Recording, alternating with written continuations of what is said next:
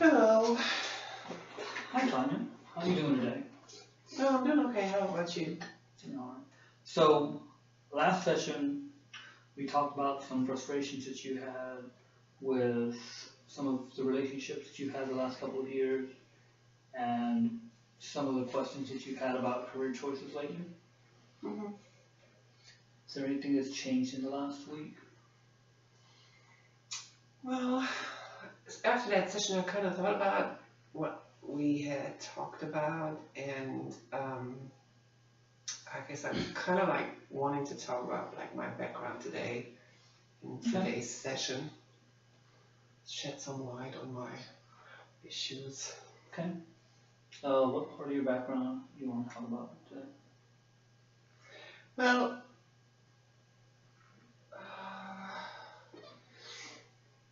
something that's been on my mind really.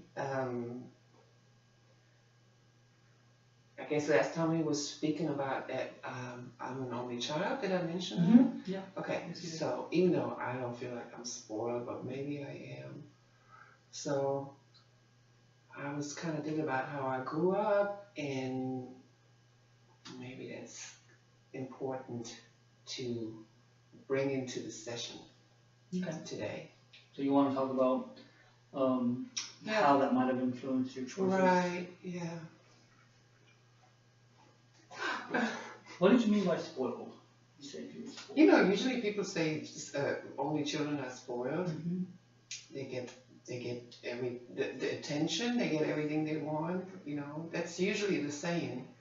So, but maybe I am, but maybe I'm not. I wouldn't know because that's just how it was. You know. So anyway, I grew up with my mom.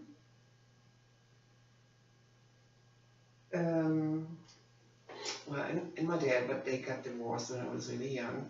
My mom had some sort of condition with her blood, the rhesus factor. Mm-hmm. Back in the day, I guess if you had a second child, you had a risk of this child being handicapped because her blood would attack the new baby in utero. So that's why I'm an only child.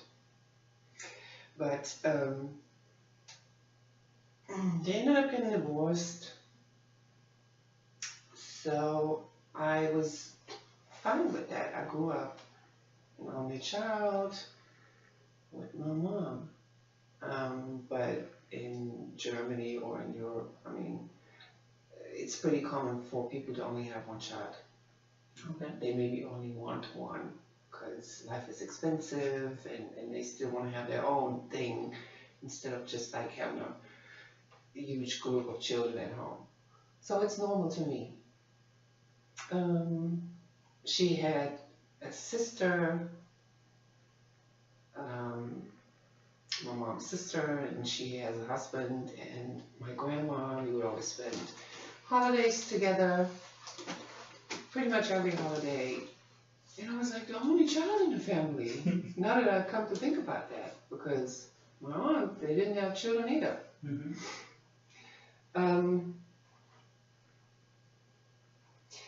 So, yeah, from early on, my childhood memories are great.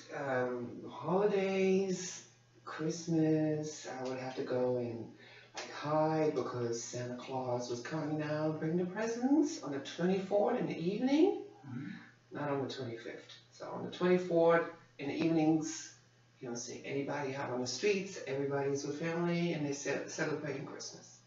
And I would have to hide so that I don't see Santa Claus bringing the presents. Really exciting. On one of these occasions, I was in the guest bathroom, and there was a small window, and behind the curtain, there was a BB gun. Okay. I was like, what is that? Okay, I didn't say anything. Since my parents were divorced, my uncle, who didn't have any children, he would take me swimming, he would buy me a bike, he would do all kinds of things, or if I get in trouble in school, he would be the one to be like, you know, oh yeah, I had to sit there and listen to it, you know. So it sounds like you was another father figure for Kind of, yeah, we were close. Mm-hmm. We were close. Always going swimming. I actually hit my head once really badly. We were in the low water area, and he kind of held me, and I decided to go head first into the water. Oh my God, I hit my head. I didn't tell him because I was scared. I was like, oh God. I bet I had a concussion back then. Well, anyway. So, good relationship. I also had an aunt. It was 3 girls that my grandma had, and my mom was the youngest one. Her sisters were like 15 and 18 years older than her. So she pretty much grew up as an only child. So the other sister lives in the United States. Okay. She's been living there all my life. She just died last year. I'm not going to say how old I am, but all my life, my aunt lived in Atlanta. And I just traveled through there. That's an ode to her. Well, I'm getting there. I'm getting there. Because I was sitting at this airport thinking about that. That's why I'm talking about that today, because it's been on my mind that my whole life aunt so-and-so lives in Atlanta. And it was a fancy thing because she would have big diamond rings, clusters and clusters of diamonds, and she was a hardworking woman, and she would send me nice gifts. Oh my God, great Barbie dolls and all that, you know, for Christmas at her other sister's house. 30 minutes is a long time. So, now I'm growing up, and my mom and I, like I said last time, we are really close. Really, I have like the best mom, really, except for when I was an adult and I got chicken pox from a patient. I was 22, and she would not come into my apartment because she was kind of like, oh, I don't want to get sick. Other than that, she's doing everything for me, really. So now I'm growing up, and there's another funny story I have to tell, because my grandma, they have great public transportation there. So only my uncle had a car and my mom. So my grandma didn't. She was really old, you know, like really old, especially to a child. So sometimes she would have to take a cab. And when my grandma took a cab, she would sit in the passenger seat of the car. This is normal, you know? Mm-hmm. I went to New York City. I got a cab, and I sat in the passenger seat of this cab. And the cab driver was like, why are you not sitting in the back? You know, I'm like, what? You know, this is how you do it. My grandma did that, right? Sitting in the passenger seat. So growing up, you really pick up everything that these adults around you are teaching you, thinking they know everything. Those are the adults. Now that I'm like their age, I'm thinking, you know what? There was so much stuff going on that I feel is wrong. For example, my uncle sitting in my grandma's house while she's hospitalized with the 2 sisters, maybe with all 3 sisters, talking bad about her, and none of them spoke up. And I'm like thinking, and I was like maybe, I don't know, a teenager, and I'm thinking to myself, why is nobody putting him in his place? This is my grandma's house, and he's got to say something negative about her. You didn't teach your daughter how to sew or to cook or this and that. I was so upset about that. But my mom would say, well, they try to be diplomatic so that my aunt that's married to him wouldn't get in trouble afterwards. That's that's like the first red flag. Now I'm growing up, but still everything is good. I love my family. I love my uncle, my aunt, the one in Atlanta. Everything's great. I decide I'm dating American guys, and I'm getting married. Okay. And my uncle, the father figure, Wait, excuse me, say that again, the what? The father figure. Oh, the father you know, figure, okay. The, So that's the same uncle, right? Yeah, Yes. yeah. She had one boy. He doesn't like that, because well, you know what, I think he was a Nazi. He was part of the, back then, and then he went to Russia and he was in captivity. That's why he had the BB gun and he shot the cats from his house, because he had such hatred. I don't know if they made them eat them or whatnot. He was really all about, being a patriot, marry a German man, and don't do all of that. So we kind of, he called me to tell me all of that, and I was like, you know what? I thought you loved me, no matter what I do, you accept my choices. No, we stopped talking after that. Sounds like that was kind of disappointing to you. Very, very. I went to visit him once, when I was over there and I stopped at the house, I rang the doorbell, he looked out the window. He invited me into the house, made coffee, showed me the house from top to bottom, and after I left, he called my mom and said, when did you two make this plan? And I don't want that. Well, why did you invite me in, make me coffee and all that? So, but that's just the type of person that he was. He also had a brother that he didn't talk to for like 20 years, but he's dead now. We never reconciliated. So this is some important person that I grew up with that abandoned me. You know what I mean? You felt abandoned? Kind of, right? I mean, you're my family. Why are you judging my choices and are so unaccepting? Which brings me to, oh my God, I need to talk more, 18 more minutes. Brings me to my aunt in the States that, was a big deal when I was a child, sending nice gifts. When I came here, she never really wanted, me to come over there or even bring my children. It was more like distant.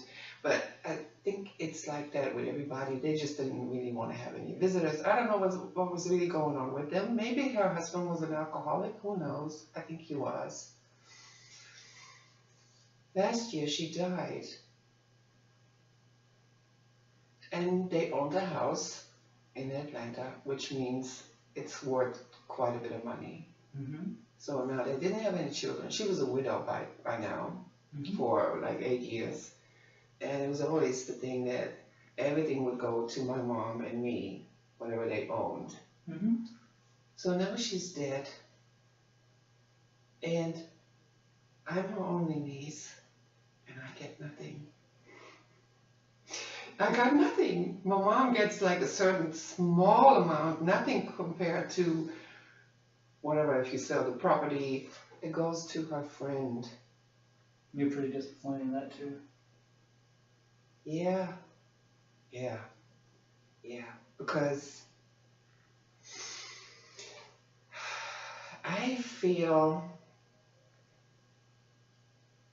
see this difference between them and my mother. I can always count on her, and she would never say, oh, you doing this? I'm not talking to you no more. That would never be the case with her. But here, these two people, one of them is directly related to me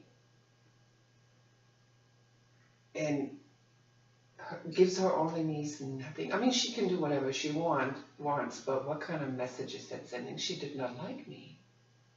And I have to kind of deal with that now. And I mean, I can't talk to her about it anymore because obviously she's dead.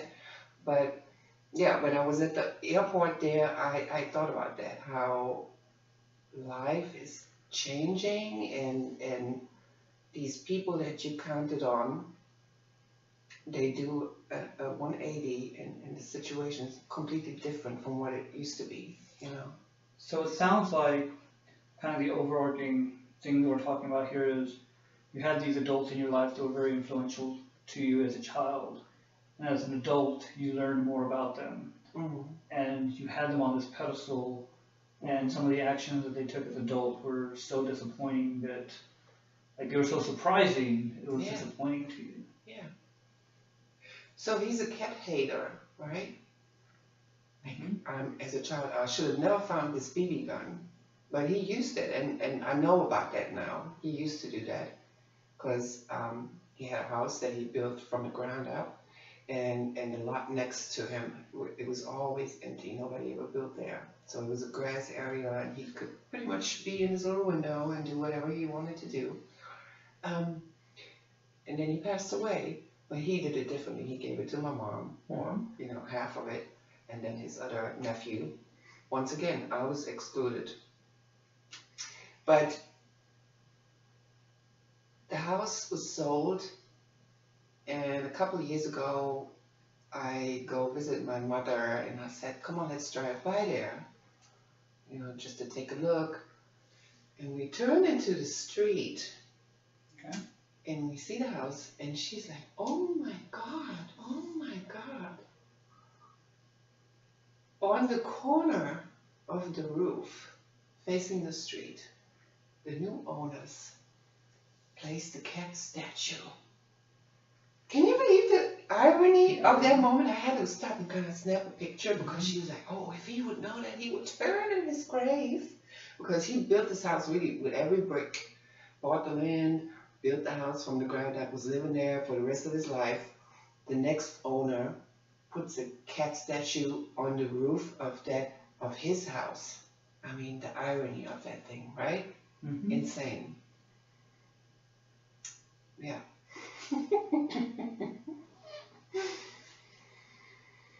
So yeah, this is kind of like what I'm thinking about, that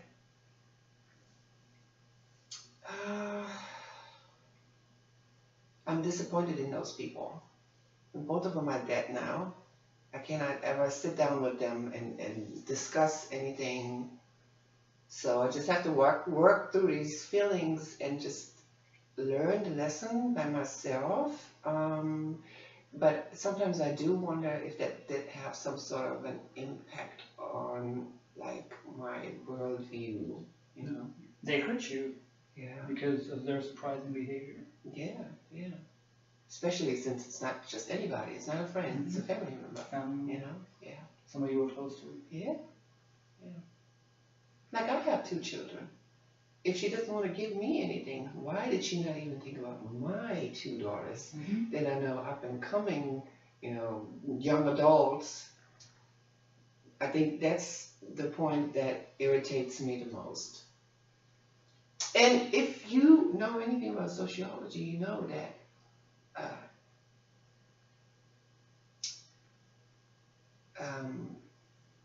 wealth, is like generational, just like poverty. It is. So you keep your wealth in the family instead of giving it to somebody else. Yeah. Do you see yourself as a trusting person? That is a good question. Yeah, I used to be, yes, trusting until you mess up. Then it would be a different story. I don't know if I'm still that way. Life kind of taught me that you can't trust anybody, really, because they all have their own agenda.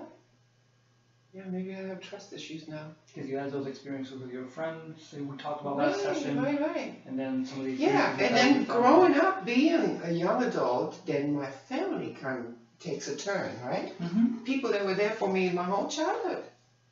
So, yeah. I need therapy. Well, you came to the right Yeah, place. yeah. That's good. It's okay. Yeah. So how do you think that affects your life right now? I used to be a very happy child. When you see childhood pictures of myself, you see big smile, happy. I remember like back in the day, you used to have like diaries that you would exchange with other classmates, and you would write little things about who you are in a poem. And lots of these kids back then wrote stuff like, I like to talk to other people about their problems. And that kind of stuck with me because I thought, what are you talking about? What problems? What problems? You didn't feel like We there were don't have problems. no, we ain't got no problems. We Mhm. are kids or even teenagers. What is the problem? Everything's good. Until kind of like later on, okay, maybe there is a problem with you. Is there anything you would like to change about your trust issues? Mm, you know, no, it kind of like did the opposite. It did like um, enforce my independence. I want to do what I want to do.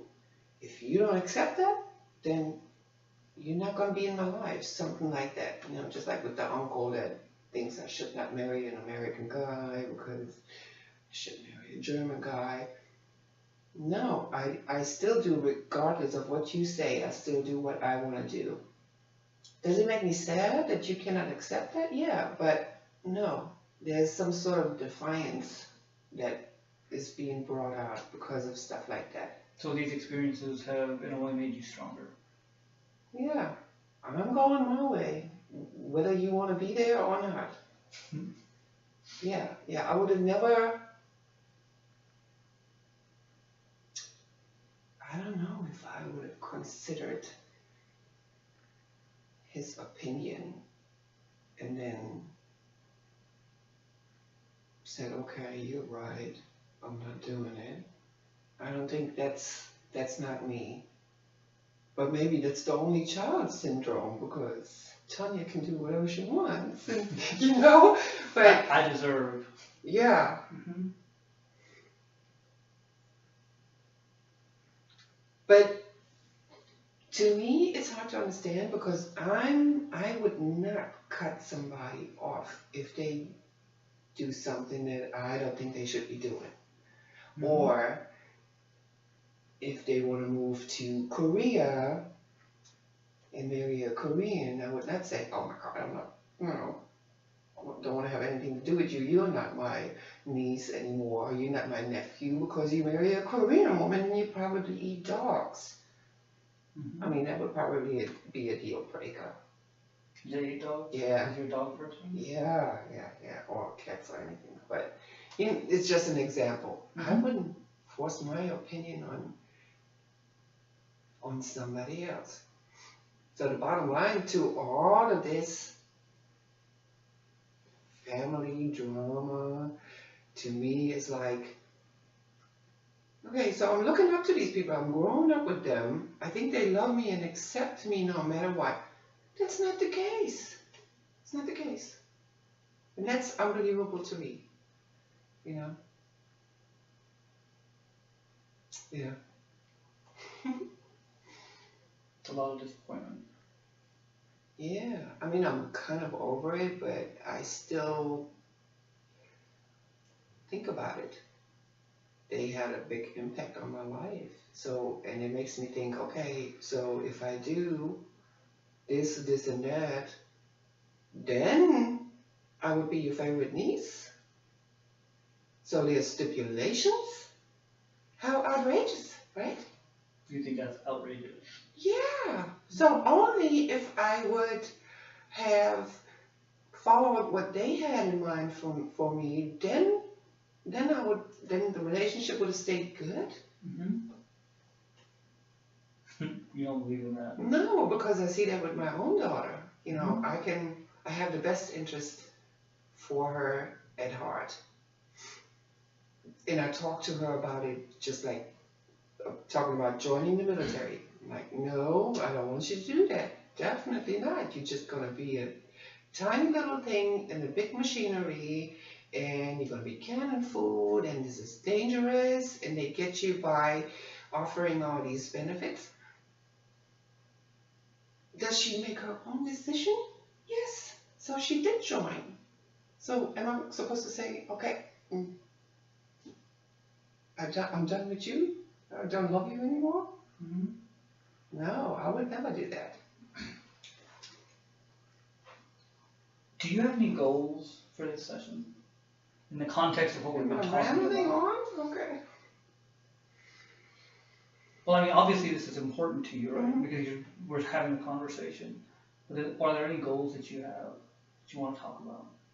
Or who that you'd like to set? For what? Or that you would like to set? I want to be at a point where I'm satisfied with my life and with my career choices. Well, right now, I think we're talking about relationships. So is there any relationship goals that you've been thinking about? Or that you can think about now? Yeah, I always think about that. I think about how maybe it's a lesson to me to be more flexible. Okay. To accept. I mean, I'm accepting other people's opinion, Mm-hmm. differences of opinion. So I guess I have to accept whatever they bring to the table. I don't know. Do you have any ideas of how you can meet that goal? No.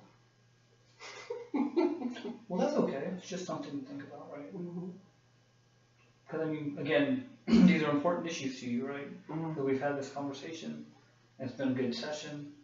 We haven't really gotten to the let's set goals. Mhm. And there's a thing that we want to work on. Mhm. Mhm. So it's something For the next meeting, what can you suggest? Well, I don't want to give you any answers. I want us to talk about it and see if we can figure out if there's a part of your relationships that you're having problems with, Mhm. that maybe we can address it.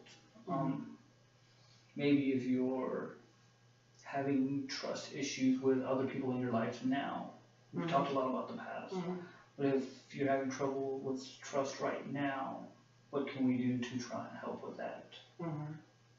If you're feeling hurt from relationships you're having now, Mhm. is there a way that we can address that?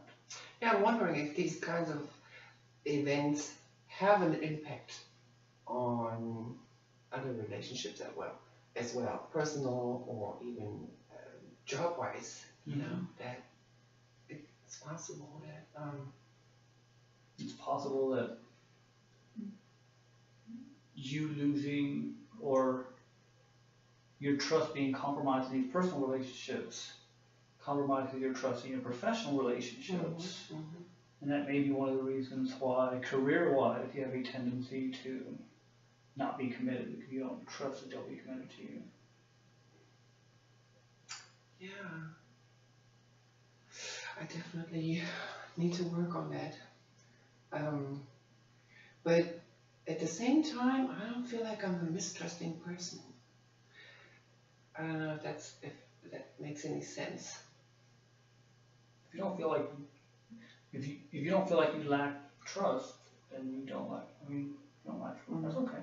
Mm-hmm. I'm not here to tell you what you believe or think or feel. I'm here to help you find things that we can work on.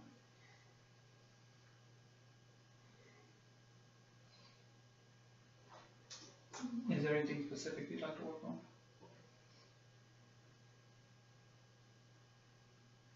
I guess,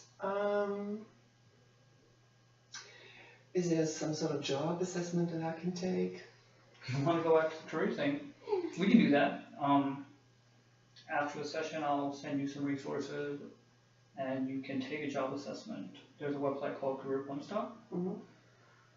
You can do that. It has all the resources you can need for that kind of stuff. You can go in there and take a career assessment. So it'll look at the kind of skills and interests that you have to see if you're a good fit for a counseling profession or a teaching profession or something else. It gives you information about those kinds of professions. It gives you training opportunities for those professions or other professions that you might find.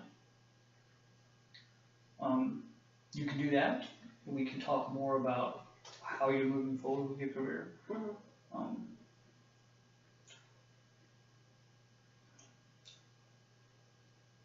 how would you feel about doing something in the education realm before you get your job? Doing some kind of volunteering with the schools, or doing volunteering at the schools, or maybe just shadowing a teacher for a day? That would probably be a good idea, just to gain some insight without making the complete commitment. Yeah. So can we do that for next week, where you take the assessment off of the resources that I give you, and you at least contact a couple of schools and see if they'll allow you to either shadow a teacher or volunteer. Can we agree to do that for the next session? Yeah, that sounds good. Okay, perfect. Well, I think we're done for the day. Thank you. And you have an amazing day. You too.